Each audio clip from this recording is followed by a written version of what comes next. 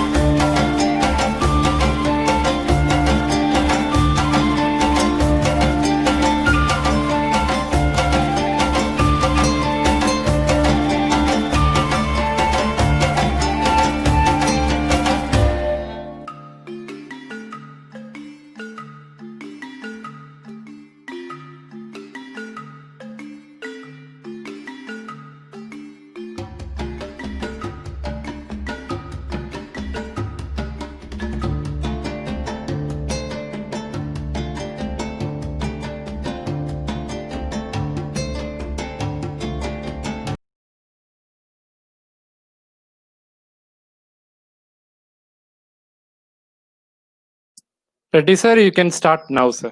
Okay.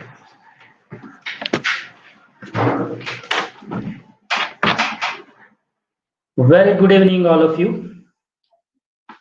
This is Dr. Reddy Shekhar Reddy, Vice President, ELTAI. I welcome you all to the ELTAI webinar series 2020, session 15, on the theme, Teaching Language and Literature, Need for Meaningful Integration. This evening, we have with us Dr. Anita Sharma, Dr. Umi Satyan, and Professor Jaran Patil with us as speakers to today's session. And we have with us the moderator, Dr. Rahul Ramesh Kale. And before introducing the moderator, we have a few announcements to the participants. Previously, the webinar was every week, every Sunday. Now it is turned into once in a fortnight. That means every second Sunday and fourth Sunday between 4:30 to 5:30 p.m. We request the participants to attend the entire session to be qualified to receive certificates. Due to the technical disturbances, a few minutes now and then it's okay, but participants are required to attend the entire session. And no need of requests in between the session for feedback link. Feedback link will be shared during the question and answer session at the end. Need not worry about the feedback link and put requests in the chat box. And provide correct details in the feedback form for certificate, because corrections in the certificates will not be entertained as we have huge number of participants. To receive the certificates, you have to be a little bit patient, because in batches, certificates will be generated and sent. Sometimes they may take 4 days to 7 days, something like that. And with these instructions, I would like to introduce today's person to moderate the session, Dr. Rahul Ramesh Kale, who is the Executive Secretary to the ELTAI Pune chapter, currently works with the Talani Maritime Institute Pune as Assistant Professor of English. He has 10 years of experience in teaching Indian and international students. He is also a speaking examiner of a Cambridge English Language Assessment UK for Key English Test. He is a visiting faculty at English Language Teaching Institute of Symbiosis, Pune, and a guest faculty at Birla Institute of Technology for their corporate training programs in Pune. He takes interest in guiding students for their placements, organizing events, online teaching and testing, bringing innovative ideas to classes, making classes interactive and enjoyable experience for his students. We have Rahul Kale to moderate the session for today. And now, as usual, I request our team to play the video of ELTAI to have a better understanding about ELTAI and its activities throughout the year for the betterment of English language teachers. I request to play the video. After the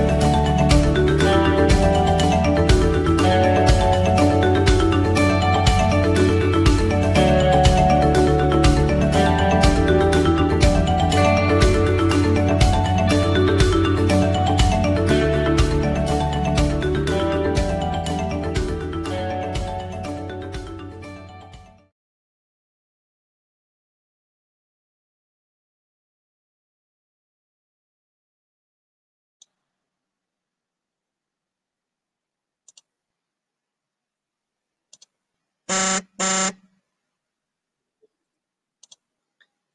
good evening, everyone. I welcome all of you to this 15th session of ELTAI webinar series. And today we have come up with yet another interesting topic, that is teaching language and literature, need for meaningful integration. Very often I hear this debate. What is more important, language or literature?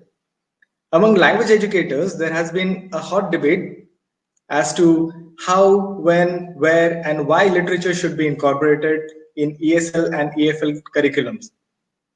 Teachers teaching engineering students and technical courses often argue, why should I teach literature in my language classroom? Same is the approach of the students too. And then mind starts flooding with a lot of questions. Can language be separated from literature? Can language be taught in isolation? What is the role of literature in language classroom? Will Shakespeare fetch me a job? So on and so forth. So to guide us, we have three panelists today from different parts of the country. Now let me take this opportunity to introduce the first panelist of the day, Dr. Anita Sharma. She is an associate professor and head of the English department and DSW at RKMV Shimla. She has 29 years of experience of teaching at undergraduate and postgraduate level. She has supervised 7 PhDs and 6 MPhils so far. She has published more than 58 papers and written 3 book reviews and has written almost 16 chapters for various books. Her research interests include American poetry, African American studies, Canadian literature, Australian literature, Indian English literature and language, gender studies, and communication skills. She is a member of many national and international professional bodies, and currently she is the president of ELTAI Shimla chapter. And today she is going to talk about learning language through literature. Over to you, ma'am.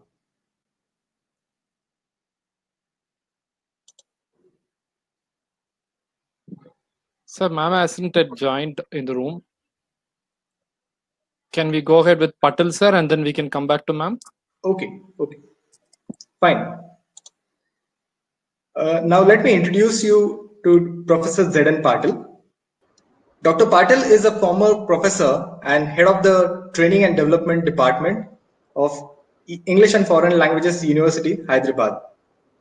He has several books and articles to his credit, and he is an advisor to many international academic organizations. He is the president of ELTAI Pune chapter, and today Professor Patil is going to talk about the inseparability of language and literature and the futility of separating the two. Over to you, sir. Thank you, Rahul, for that introduction, and very good evening to you, friends. It's indeed a matter of pleasure and pride for me to be with you this evening. Since our time is very short, I would like to make only a few points. Let me begin with what we already know as teaching community. We know that there are 4 language skills, and these language skills are listening and speaking, reading and writing. And all of us know that these 4 language skills, listening, speaking, reading, and writing, are not passive skills. They're all active skills. And 2 of them, that is, listening and reading, are receptive skills, and speaking and writing are productive skills. Now, are these skills separable? Can we really separate listening from speaking? Or can we really separate writing from reading? No, not really. We can't. In fact, we can't separate listening from speaking. Now, at this moment, I'm talking to you, I'm speaking on a particular topic, and you're listening to me. So my talk, my talking, my act of talking and speaking, and your act of listening to what I'm saying are happening simultaneously. There are 2 acts, the act of speaking on my part and the act of listening on your part. These 2 acts are happening simultaneously. So they are inseparable in that particular sense. Let me give you another example. Suppose I come across a job advertisement in a newspaper and I go through that advertisement. What is the first thing that I do? The first thing that I do is read the advertisement. So I come across an advertisement for a job in a newspaper. I go through it. So there is reading happening. Then I would like to discuss the suitability of my candidature with my family members. So I take that clipping, that advertisement to my family members, my father or my mother, my sister, my brother, and other members of the family. And we discuss the suitability or unsuitability of my application, my candidature together in the family. So reading is followed by discussing or talking. And when my children talk to me, I listen to them. When I talk, they listen to me. So reading is followed by listening and talking. And then I may or may not decide to write an application for that particular position. So there is writing involved in that process. So what I'm trying to say is something very simple. I'm not making a very huge point. The point that I'm making is very simple, and all of us are aware of this point, that listening and speaking are inseparable. Similarly, writing and reading are inseparable. Just as uh, the dance cannot be separated from the dancer, language cannot be separated from literature, or listening cannot be separated from speaking. Now, let me say a word or two about the analogy of dance. Suppose we are watching an excellent performance, performance given by Hema Malini, who is a seasoned, experienced dancer. And when we watch her dance performance on the stage in a theater, we cannot really separate her dance from her personality. In fact, the dance performance that she is giving on the stage in the theater is an actualization, is a manifestation, is an expression of the total personality of the dancer. So, in fact, what I'm trying to say is that just as listening and speaking are inseparable, just as reading and writing are in some sense inseparable, just as dance and dancer are inseparable, language and literature are inseparable. Now, there seems to be a lot of antagonism in the departments of English language teaching, departments of English literature teaching, and linguistics, and so on and so forth. People who teach literature in university departments or in colleges maintain that their job is superior to the job of the teacher who teaches English language or who teaches linguistics for that matter. Because in their opinion, in the opinion of the teachers of literature, teaching literature is not an easy job. They think that interpretive or interpretative abilities are involved, evaluative and critical thinking, critical thinking, creative thinking processes are involved. And that's why they believe that their job is better than the job of the English language teacher or the teacher of linguistics. And that's why they think that they are superior to, or they are better than the teachers who teach language or linguistics.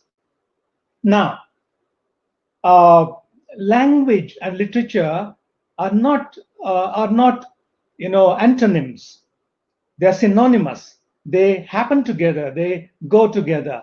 For example, when a writer writes a poem or a short story or a one-act play or a novel or a full-length play, a feature play, what he is involved in is that he is involved in two acts: the act of using the language could be English or Hindi or Marathi or Tamil. So he has to perform two acts simultaneously. And in fact, these two acts are inseparable in a sense. So he is involved in the act of writing or using the language. And when he is using the language, in order for him to be able to express his attitudes and feelings and sentiments and so on and so forth, he is also committing himself to doing something else. So he is using the language and he is also expressing some sort of literature, some sort of feelings and sentiments, and so on and so forth. So it's a very complex phenomenon. It's a very complex process. Now, when we talk about the inseparability of language from literature, or literature from language for that matter, we talk of integration. Now, originally, there is authentic or automatic or natural integration.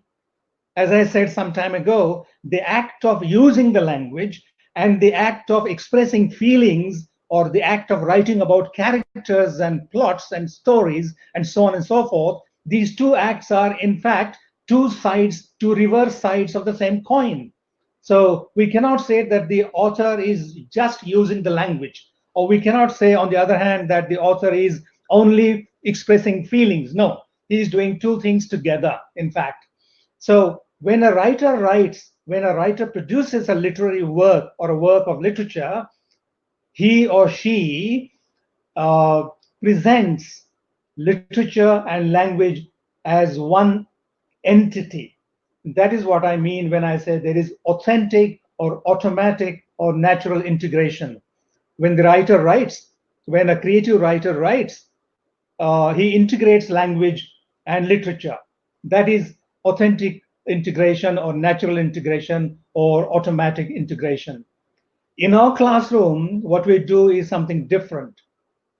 You know, every now and then people organize seminars and conferences and symposiums and so on and so forth.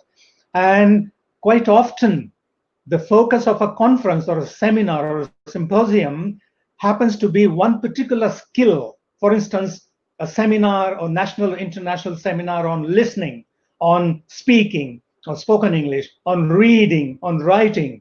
And there are lots and lots of conferences and seminars on the teaching of grammar and the teaching of vocabulary.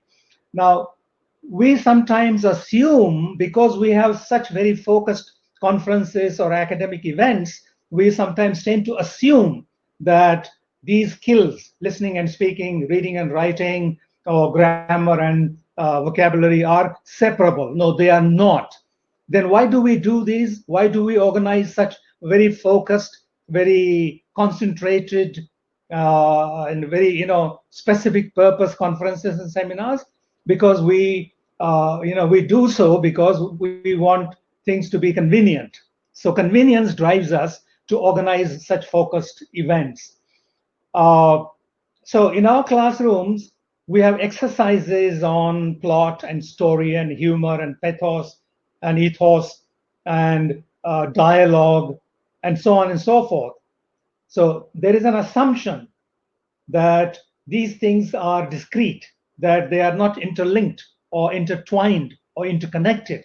In fact, they are interlinked, intertwined, and interconnected.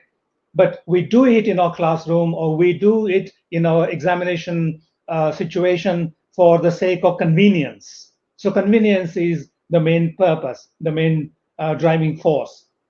Now, when we talk about language on the one hand and literature on the other, we need to remember that the phenomenon called reciprocity or mutuality. Now, what do I mean by reciprocity?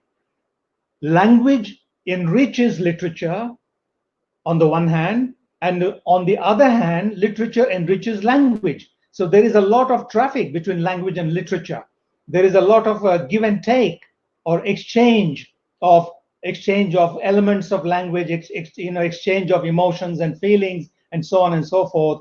There is a lot of give and take between language and literature, which in fact are not separable. And this give and take happens at different levels. Now, I said a minute ago that language enriches literature and literature also enriches language. Let me cite a couple of examples to make my point clearer. Now, there is a poem called The Pulley by George Herbert. Now, the poem goes like this. When God at first made man, having a glass of blessing standing by, let us, said he, pour on him all we can. Now, God is speaking to himself. When he was making the first man, he was talking to himself. He was soliloquizing in a sense. So when God at first made man, having a glass of blessing standing by, let us, said he, pour on him all we can. Let the world's riches which dispersed lie contract into a span. So strength first made its way, then beauty flowed, then wisdom, honor, pleasure. When almost all was over, God made a stay, perceiving that alone of all his treasure, rest in the bottom lay. Now, I would like to draw your attention to the word rest. You see how the poet is playing with the word rest. He uses the word rest in in this poem 4 times, and it's very interesting. So what I'm trying to say is that it is literature which is enriching language, and vice versa. So when God at first made man, having a glass of blessing standing by, let us, he said, pour on him all we can. Let the world's riches which dispersed lie contract into a span. So strength first made its way, then beauty flowed, then wisdom, pleasure, and honor. When almost all was out, God made a stay, perceiving that alone of all his treasure, rest in the bottom layer. Rest. Rest here means peace of mind. Here, God had given everything, but he didn't give man rest deliberately. So, for if I should bestow this jewel also on my creature, he may adore my gifts instead of me and rest in nature, not the God of nature. Now, rest in the first case is a noun, which means peace of mind. Rest in the second instance is a verb, which means relax and forget the Creator, the Supreme Father. Then the poet says, yet let him keep the rest. Now, rest here is preceded by the definite article, the, and it has another meaning. The rest means the remaining gifts. So let him keep the rest, but keep them with repining restlessness. You see, I'm not going to finish the whole poem because our time is very limited. What I'm trying to draw your attention to, as far as this particular poem is concerned, is that it is literature which is enriching language on the one hand, and it is language which makes literature on the other hand. So the poet plays with the word rest, and he uses the word rest in different senses in the poem. The other poem, and I'll stop after a minute or two.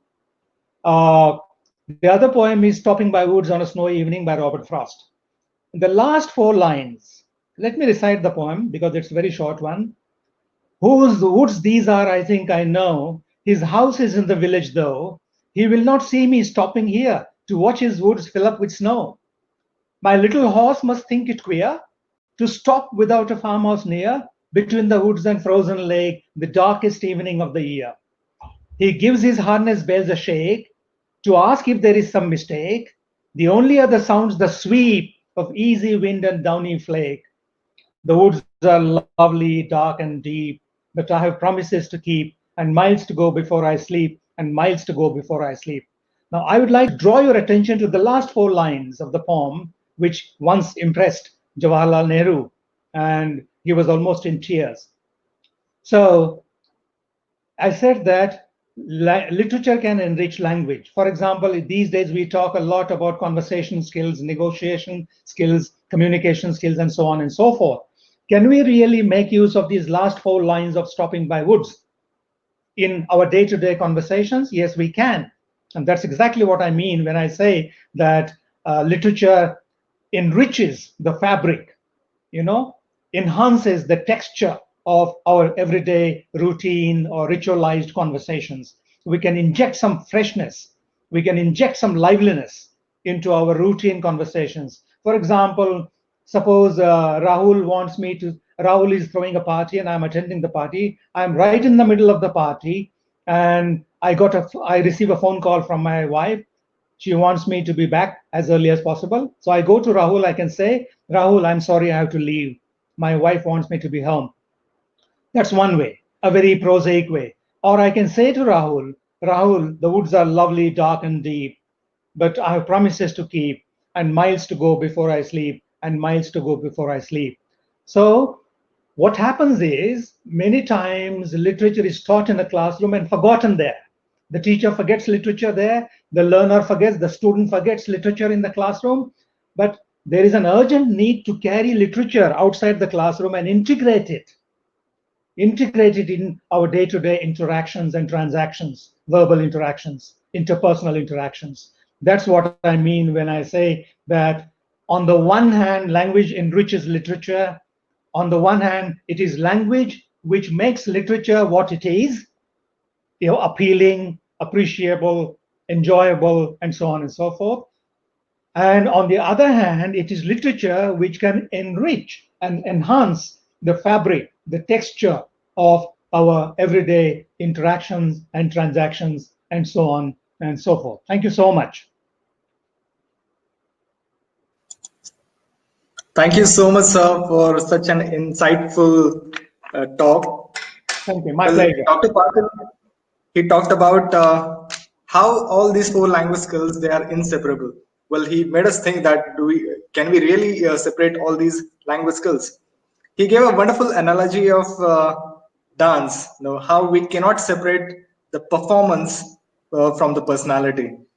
And then similarly, language and literature, these are two inseparable things. Well, he also asked us, are they antonyms? But they're not. They are actually synonyms.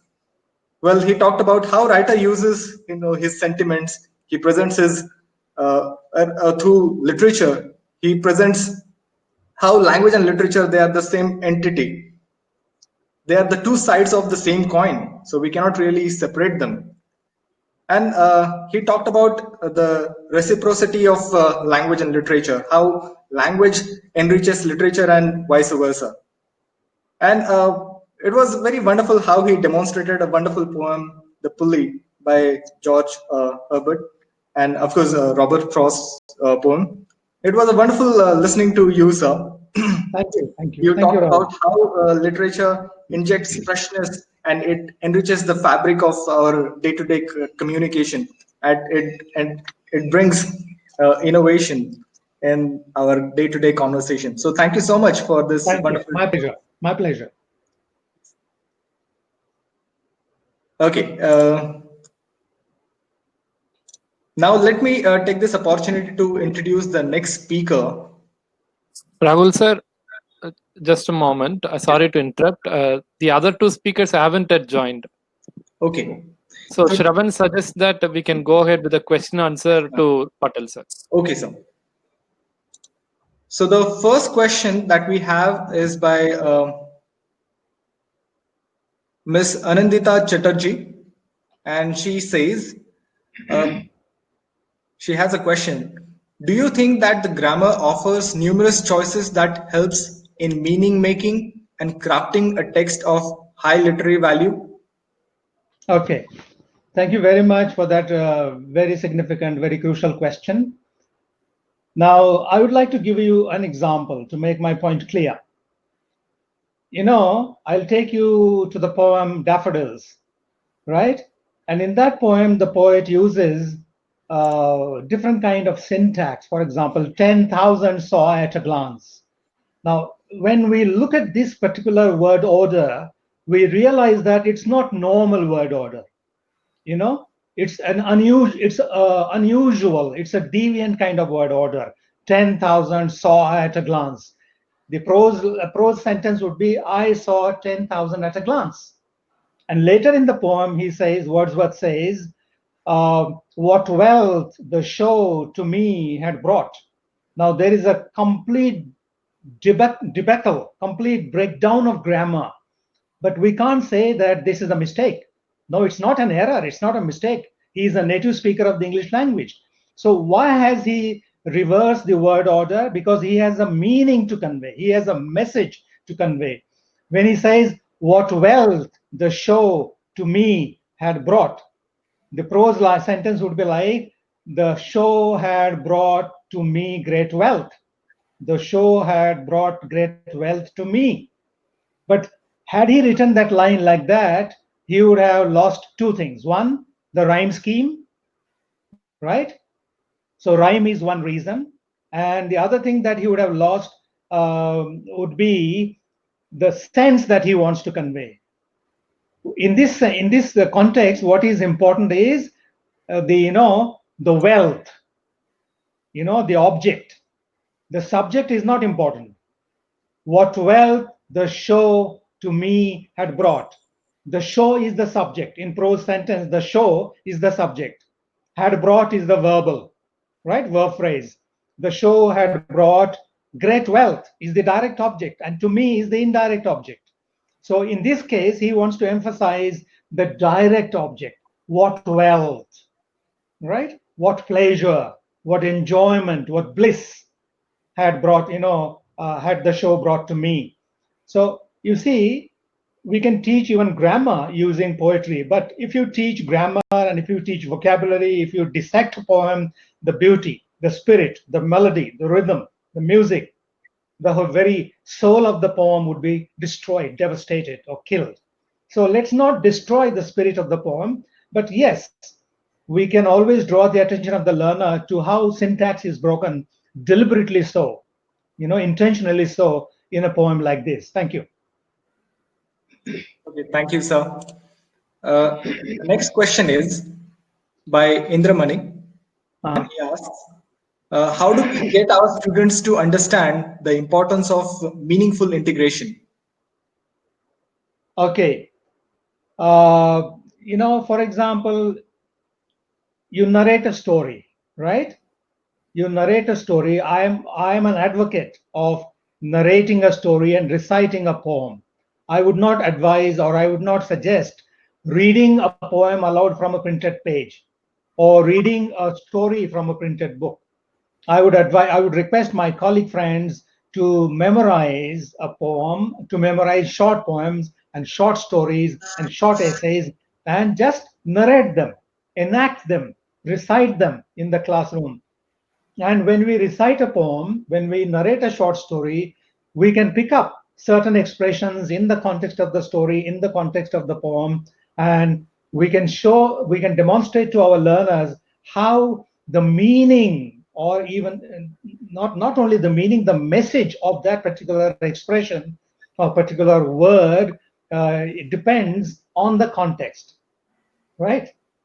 So we can use the physical context, that is what is happening, and where is it happening, when is it happening, where is it happening. This is the physical context, right? Where is it happening, where is the action happening, and when is the action happening. Physical context. What is the mood of the characters in the story of the poem, the psychological context. And are there any words available in the context of the story or the poem which can help us interpret those words and expressions which we are not familiar with. So we use these three types of context, and we show to our learners that meanings and messages are not available out in a dictionary. A language doesn't exist in a dictionary. A language doesn't live in a grammar book. A language lives in a context, and the context is provided by literature, like short story, novel, and so on and so forth. So this is how we can show to our learners that things are actually integrated, and we disintegrate them for the sake of convenience. Thank you. Okay, thank you, sir. Now the next question is from Neha Sharma, Uh-huh. and she says, okay, how can we foster reading and writing skills amongst the students at higher secondary level by using appropriate text from literature? Okay. Now, honestly speaking, I'm not very happy with the present textbooks that are being used by the Maharashtra State Board of Secondary and Higher Secondary, education, because the texts are very lengthy, very long texts are there, and the texts are not culturally familiar. Some texts are culturally unfamiliar. So when we produce materials, or when we choose materials to be used in our classroom to teach language, or to demonstrate how language and literature are integrated and so on and so forth, we need to be careful. Are the materials suitable from the culture point of view? Are the materials age appropriate? Age appropriate, this expression is very important. Are the materials culturally familiar? Are the materials experientially familiar? Are the materials age appropriate? So to answer your question briefly, I would say let us choose short, very short stories and very short poems, right? There is no point in teaching Shakespeare, or including Canterbury Tales, or very long poems like Kubla Khan and so on and so forth. Let's choose short and simple and relevant, realistic, sometimes humorous passages, stories, and poems. We forget that. That is a very important consideration. Are the materials teachable? Are they learnable? So teachability and learnability are very important criteria. Thank you. Okay. So literature is like adding spices to the language. So how can we ensure that students learn literary terms as well as in the classroom? This Now, question is asked by Nidhi. now I would be the last person to use literary terms because my first aim, in fact, my main aim in teaching literature in my classrooms is to enable my learners to enjoy poetry, to enjoy listening to stories. And incidentally, right, as a byproduct, as a positive side effect, they can always pick up some expressions like I said, what wealth the show to me had brought. Or, for example, to take another example from Daffodils, uh, the poet says, I wandered lonely as a cloud that floats on high over vales and hills when all at once I saw a crowd, a host of golden daffodils. Now, we can ask our learners simple questions. Do you think this word crowd is okay in this context? What is the poet talking about? He's talking about daffodil flowers. So, when we talk about many flowers, do we say, I saw a crowd of flowers? Or we say lots and lots of flowers or thousands of flowers and so on and so forth. And I'm sure some learner, some student in the classroom will stand up and say, sir, we usually don't use the word crowd to refer to flowers.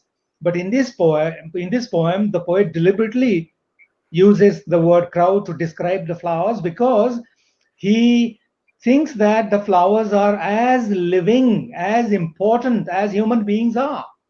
So he, in a sense, humanizes the inanimate flowers, the non-living flowers.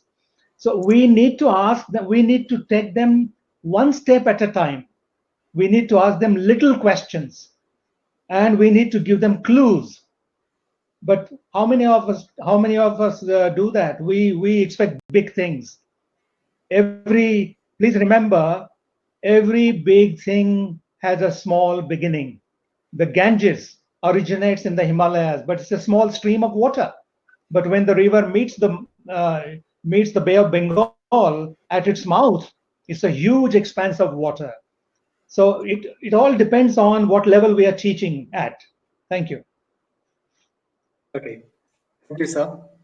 Next question is from T.H. Lawrence, and he says, "You say literature needs to be taken out of the classroom, and Yes. you discussed in our day-to-day lives. We can take it Mhm. to our day-to-day lives.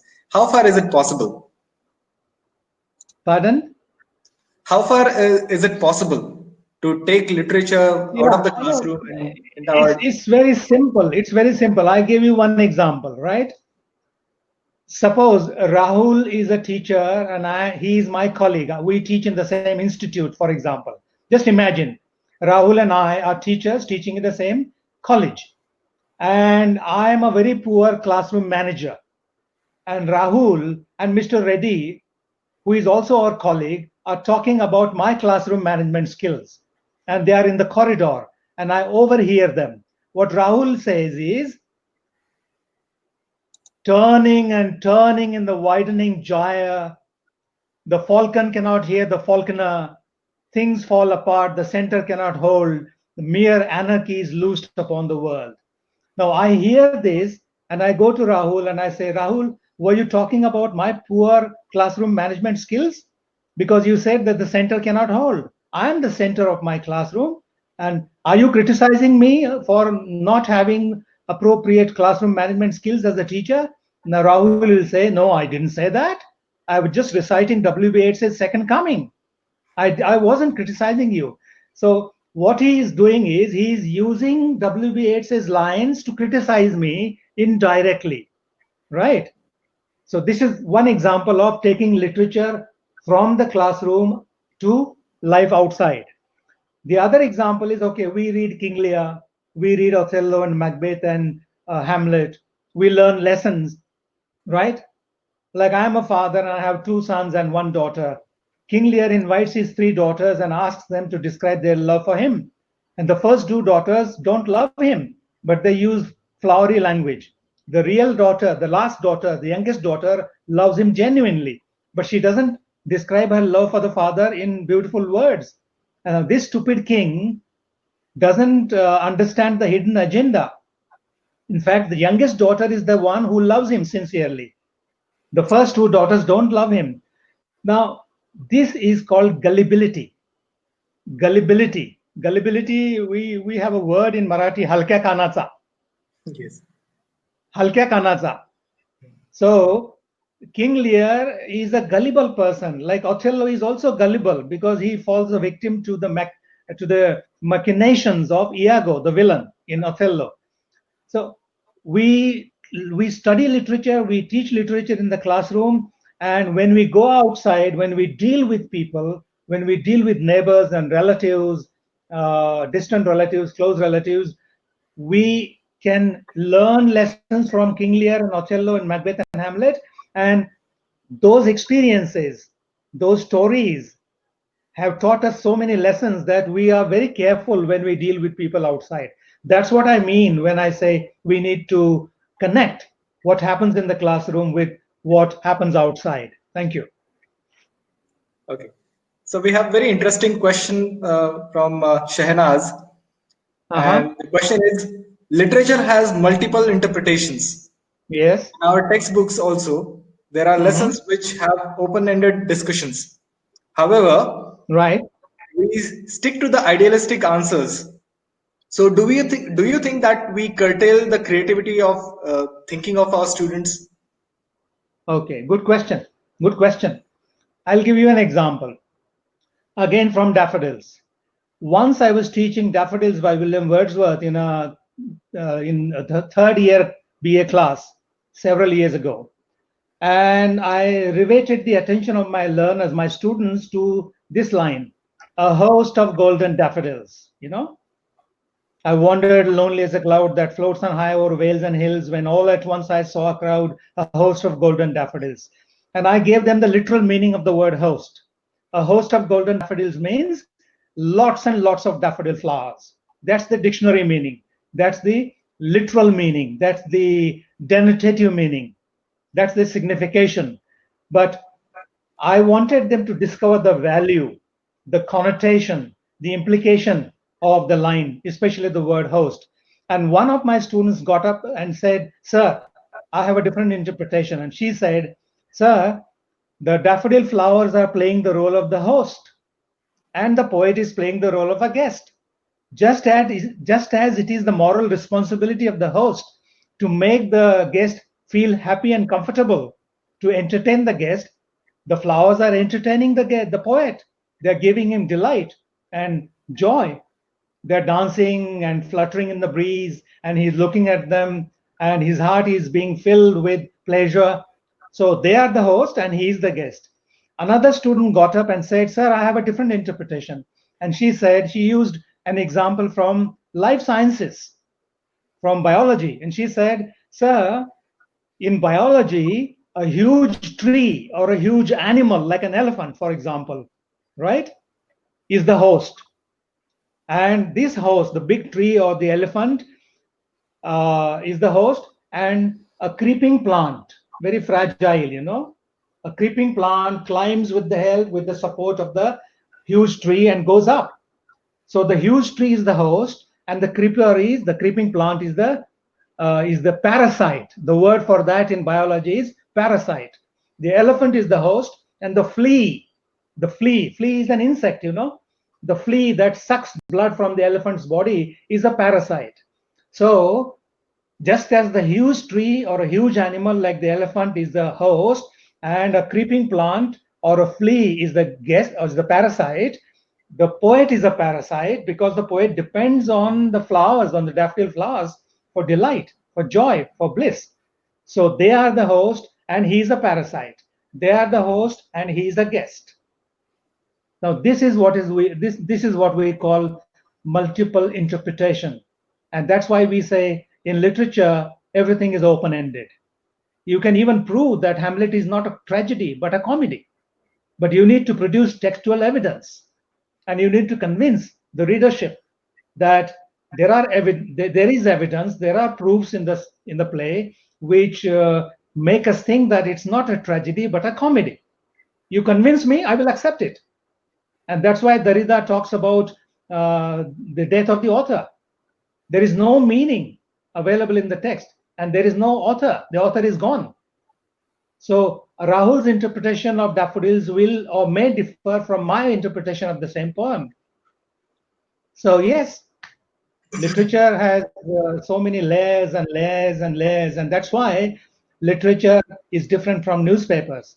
A newspaper is here today and gone tomorrow. It has no value tomorrow. But literature is meaningful today and more meaningful tomorrow, and more and more and more and more meaningful day after tomorrow, next week, and so on and so forth, because we discover many layers of meanings and messages. Thank you. Okay, thank you, sir. Teachers like me who teach in engineering students, who teach engineering students or management students, we always encounter some, strong opposition for learning literature from the student side. So how do we, inculcate all these habits of reading, or make them interested Okay. in reading literature? Yeah. Thank you, Rahul. That's a $1 million question. Now, several years ago, I read an article written by Shashi Tharoor in the Times of India. And the article was about terrorists, extremists. And his conclusion was that 90% of the extremists in the world, 90% of the terrorists in the world come from technology background, science background, technical background. Because of this, because they don't read literature, because they don't study literature, they are not humanized. Their brain becomes big, metaphorically speaking, but their heart shrinks. They don't feel for people, they don't feel for humanity. So for them, killing is just very casual. Killing is nothing, right? So it's very important for commerce graduates or science graduates or engineering graduates to study literature. In fact, I would advocate inclusion of some short stories, some humorous essays, some very short and very meaningful poems like Stopping by Woods or Daffodils, even for engineering students. Let us humanize them, Yes. right? There is a literary work called Two Cultures by C.P. Snow. And C.P. Snow says that there is the culture of the head and culture of the heart. Science develops the culture of the head. Literature develops the culture of the heart. And we need to strike a balance between the culture of the head and the culture of the heart, between scientific culture and literary culture. So yes, please include some literature, but then let's not overburden them. Let's give them something which is palatable, something which is humorous, something which is not very lengthy, something which is modern, something they find culturally, experientially, linguistically digestible, internalizable. But this is very important consideration. Give them something short, something humorous, something interesting, something modern, something relevant and meaningful. And I'm sure then you don't have to make any effort. They themselves would love to read that kind of selection. Thank you, Rahul. Thank you, sir. There is an interesting question by Jacob here. Uh-huh. And he says, in exams, teachers prefer students stick to the teacher's point of view or interpretation, or else they lose the mark. So is it Okay. fair? So is there a model answer? Uh, you see, we are talking of two different things. Examination is one thing. What is our primary goal? What is the primary goal of language education? In my opinion, the main aim of language education is to cultivate the minds of our learners, to educate them, to civilize them, right? I would not bother so much about percentages and grades, right? And if I were the examiner, I would accept deviant answers. Like, to go back to that example, host of golden daffodils, the board in the secondary higher secondary board, people will say host means only many flowers. Accept only this. Don't accept that interpretation from biology that the flowers are the host and the poet is the parasite, the flowers are the host and the poet is a guest. No. That is the problem with education. That's the problem with education, especially our education. We don't encourage multiplicity of views. We want to regiment the minds. We want to put blinkers, right, on the eyes of our learners. In fact, as J. Krishnamurti says in his literature, the aim of education is to enable our learners to think differently, to think deviantly, to think divergently, not convergently, divergently. Thank you. Thank you, sir.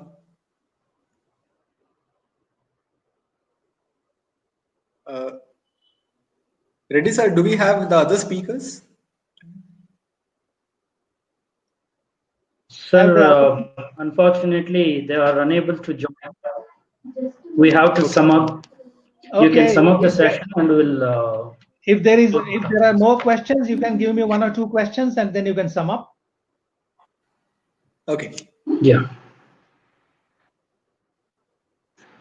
If there are any questions. Yes, sir. I'll check the chat box if there are any questions. Well, Ankush Pawar wants to ask a question. He says, how to develop confidence in the students using literature? Okay. Now, I keep telling my friends and my students that having taught English language and literature and linguistics for 46, 47 years, I've come to certain conclusions. And one of my conclusions, which is not a palatable conclusion, which is not a conclusion which many people would like to subscribe to, is that teachers are torturers. We torture our students, we torment them, and we want to expose them, expose their ignorance. We don't want to test how much they know. We want to test how much they don't know. How much they don't know, right? So, and sometimes I'm amazed by some people who go to their classrooms and the very first sentence they utter in the classroom is shocking. Once a teacher went to his classroom and I was sitting at the back of the class as an inspector or subject expert, and the education officer of the district was with me.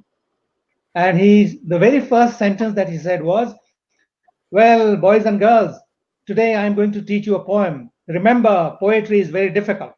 Teaching poetry is not a child's play. So don't make noise, keep quiet." Right?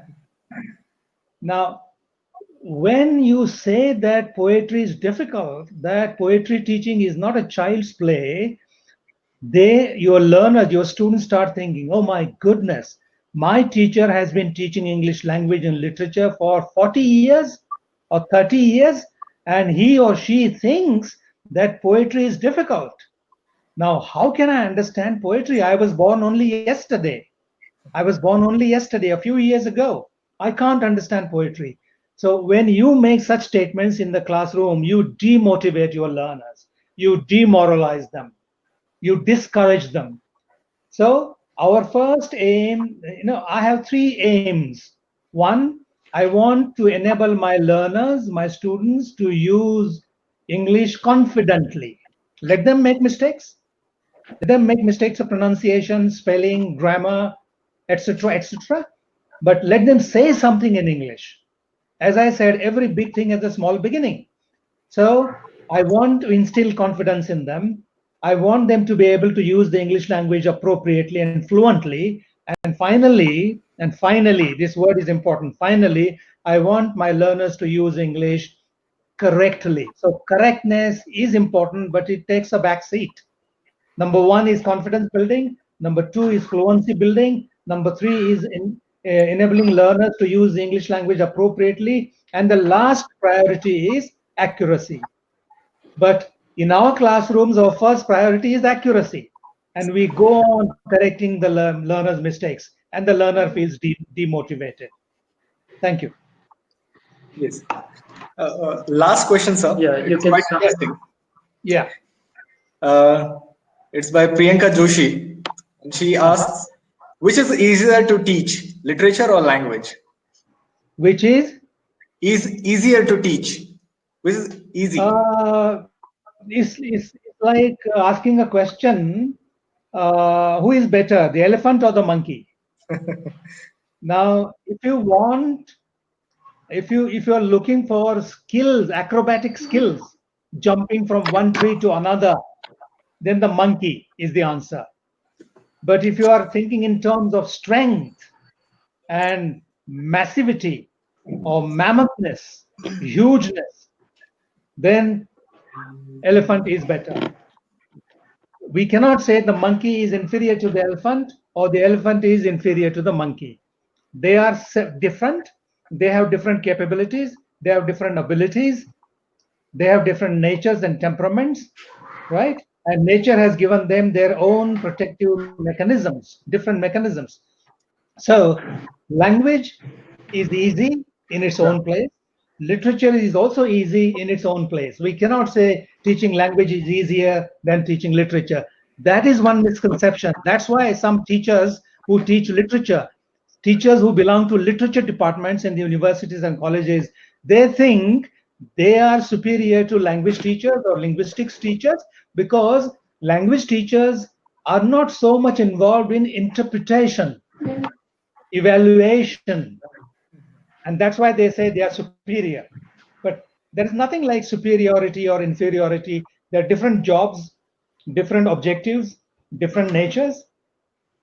I'm quite comfortable with teaching language, teaching literature, teaching linguistics. I have no problem. I have no misconceptions. Thank you, sir, for answering those questions. Thank you. My pleasure. So haven't the ladies joined? I think No, because not of yet. net Rahul sir, connectivity, you they can could sum not up the join. session. Sure, sir. Oh, It's timer. Urmi and Anita both. Unfortunately, they could not join because of Yes. the poor network connectivity. Okay, so it was a solo performance. Yes, sir. But it was pleasure listening to you, sir. Thank you so much. Thank you so much. And you are a very good moderator. Thank you, sir. Now, let me conclude the session Yeah. here. Yeah. According to the British scholar and novelist C.S. Lewis, he says literature just adds to reality. It does not simply describe it. It enriches the necessary competencies that daily life requires and provides. And in this respect, it irrigates the desert that our lives have already become. So literature plays a very important role in our life. Yeah. But Yeah. traditionally, the role of literature was not taken into consideration in English language teaching programs due to the importance was only given to functional language. Mhm. Today, literature in the second language classes has become a very important linguistic input for students, Yeah. Yeah. and it is very valuable source for students' motivation also. That's right. Now, for many language learners, the ideal way to increase their understanding of verbal or non-verbal aspects of communication in the country which is within which the language is spoken, either they need to pay a visit to that country or else they need to spend a considerable amount of time in that country, but which is not possible. So, Mhm. for such learners, literary works such as novels, short stories, plays, etc., they facilitate understanding of how communication takes place in that country. Yes. Though the world of novel or a play or short story is imaginative one, it presents a full and very colorful setting in which characters of many social and regional backgrounds can be described. So, Yeah. since literature provides students with a wide range of language varieties like sociolects, regional dialects, Mhm. jargons, idiolects, and etc., it Right. develops their social linguistic competence in the target language, and Right. hence Right. incorporating literature and language into a foreign language teaching, it gains a lot of importance. So as you I rightly agree. mentioned, sir, we cannot really separate both the things. They are Yeah. two sides of the same coin. Right. Yeah. Thank you so much. Thank Now I you. would like My to pleasure. hand over the session to Dr. Reddy. My pleasure. Thank you. Thank you, sir. Thank you, sir. Once again, ELTAI extends sincere thanks to the speakers of the day, Dr. Anita Sharma, Dr. Umi Satyan, Professor Jadan Patil. Unfortunately, due to some technical issues, the first two speakers, Dr. Anita Sharma and Umi Satyan, were unable to join the session. And on behalf of ELTAI, we extend sincere sorry to these two speakers, and we feel sorry for the inconvenience caused. We are actually unable to listen to you on this day, and we thank Professor Jadan Patil to engage in the entire session single-handedly, and we thank Rahul Ramesh Kale for moderating the session in a nice manner. And before ending the session, uh, we would like to mention a few announcements. We have announcements. The first one is Dr. S. Mohan Raj, a former professor of English and Foreign Languages, University, Hyderabad, characteristically states, I quote, and as an ordinary teacher, it is essential for me to be familiar with several of the researches and the areas of research to help my students and to keep myself abreast of the developments in this broad field. Unquote. Keeping the development of fellow teachers and the students uppermost in his mind, he has generously contributed to the various efforts of ELTAI to reach out to them. ELTAI family wishes to remember and record his contribution with sincere gratitude.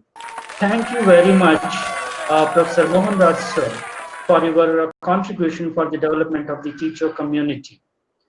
And one more announcement related to Cambridge Teaching Knowledge Test. As Cambridge Press always being a partner sponsor to ELTAI programs, would like to bring this information to the members of ELTAI. The Teaching Knowledge Test, TKT, is a test from Cambridge English about teaching English to speakers of other languages. It aims to increase the teacher's confidence by focusing on the core teaching knowledge needed by teachers of primary, secondary, or adult learners anywhere in the world. It is ideal for the teachers, whatever their background and teaching experience. Here, this Cambridge English is offering this program to exclusively to the ELTAI members. So shortly, we'll be sharing the flyer and the details to the chapter heads and ELTAI members to utilize this opportunity.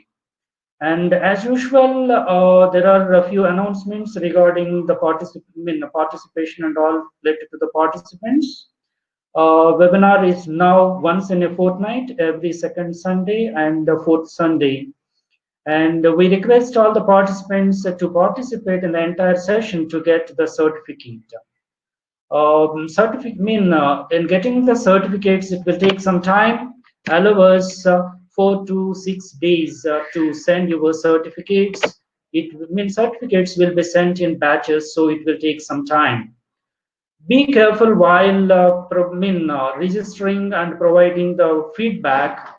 Provide the correct details so that you can get the correct details in your certificates. We request you to be cautious about providing details because corrections may not be possible once the certificates are dispatched. So these are the couple of announcements, and we will invite all of you to the next session on the fourth Sunday. We will be sharing the link and the topic for that session soon. And on behalf of ELTAI, we thank the three speakers of the day.